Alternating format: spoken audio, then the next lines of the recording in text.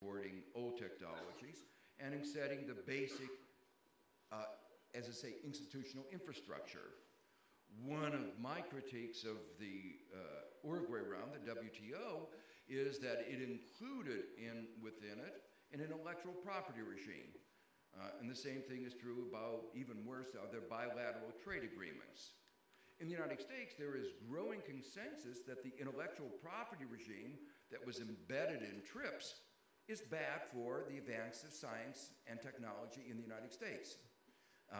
And so while we were exporting this, we were changing our own. And going forward, it's going to be a serious problem, including access to health, but also in the advancement of science. Many of you who have BlackBerries know how close the BlackBerry came to be shutting down by a flawed intellectual property regime, an attack from under a legal framework where the patents which were being used to attack and shut down were subsequently shown to be invalid. So it shows you how frail, how fragile that system is. It's a system that almost led to the failure of development of the airplane, the automobile. It's had long-standing problems. We know what the problems are, but unfortunately, some special interests have pursued a particular design of that system. That's an example where a partnership did not work well.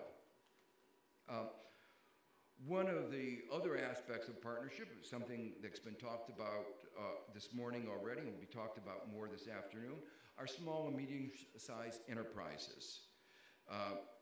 These are key to job creation, and unfortunately, there has not been enough support for ensuring that the flow of finance to these small and medium-sized enterprises. And this is a particular concern in the context of the crisis, because one of the problems was that when the US government was spending, and this is true in some other countries as well, spending so much money trying to bail out the banks, it didn't ask the critical question: what kind of a financial system do we want to emerge from the crisis? We don't want to go back to the kind of financial system that we had prior to the crisis. That was a system that clearly wasn't working. Money was not being channeled to business, it was being channeled to a real estate bubble. But what did we do? We spent most of our money re-strengthening, or a large fraction of the money strengthening, the very institutions that were at the core of the problem, and relatively little strengthening the banks, the kind of banks that lend to small and medium-sized enterprises or to venture capital. So these parts of our financial system remain weak. So that's the first issue in terms of the principles of partnership. A second set of principles, part of the principles of partnership, are fairness and trust. Several people have already emphasized the importance of good legal frameworks and rule of law. But what we should understand is that the United States obviously had a good legal framework, a good rule of law, but it didn't suffice. It's necessary, but it's not sufficient. The banks didn't trust each other. The reason they didn't trust each other was that they had been engaged in trying to deceive their regulators, the tax authorities, their investors, in fact, everybody, by moving things off balance sheet. They were so successful in moving things off balance sheet and deceiving others that they deceived themselves. So that when the crisis occurred, they didn't know whether they were solvent. They didn't know what their net worth was, and they knew then that they couldn't know what anybody else's was. So they knew that they wouldn't lend to themselves, so they knew that they shouldn't lend to anybody else. And the credit system failed. Important lesson here is that our system, as much as we like to think of the importance of laws, is also based on trust. And you can abuse that trust, and it was abused. It was abused in more ways than that. Unfortunately, our financial system was very innovative, but in ways of figuring out how to exploit poor people. They discovered that there was money at the bottom of the pyramid, and they were convinced it shouldn't remain there and should move to the top. And they did a remarkable good job doing it. But that, of course, wasn't what innovation was supposed to be about. They were supposed to be experts on creating new risk products. What's the most important assets for, say, most Americans, things true around the world? For most people, the most important asset is their home, the equity in their home. And what did they do? They created more complicated products that made it more difficult to manage the simple risk of home ownership. The homeowners trusted the experts in risk management. I mean, after all, they're getting all those high salaries. Why wouldn't you trust them? And then what happened? These products were actually riskier. And that's why millions and millions of Americans have already lost their home.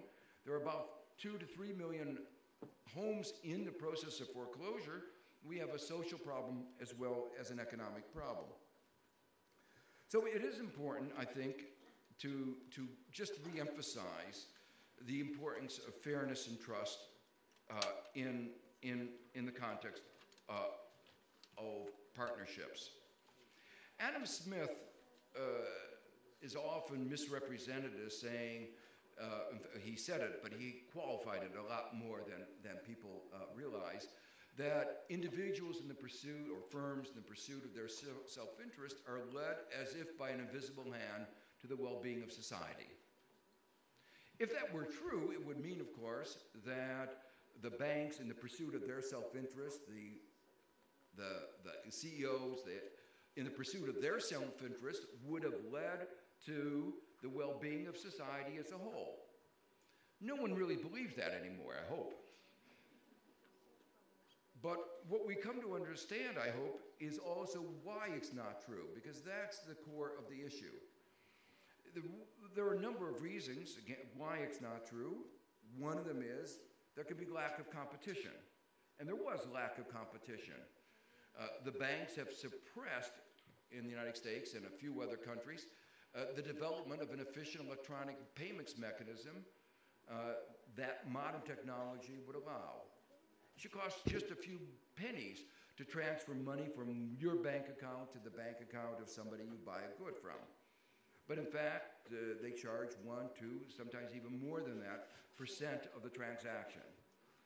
And it's only possible because of lack of competition. Another, probably even more important, manifest in the crisis was externalities. Greenspan, when he gave his mea culpa of what went wrong, he said he never thought that people would mismanage their risk that badly. But he really didn't grasp what he had done wrong. If two people engage in a bet with each other, if somebody goes to Las Vegas and gambles and misjudges risk, that's not a problem. I mean, it's a problem for his family, but it's not, we don't get worried about it. We say, consenting adults should be allowed to do a lot of things, as long as they don't do damage to others.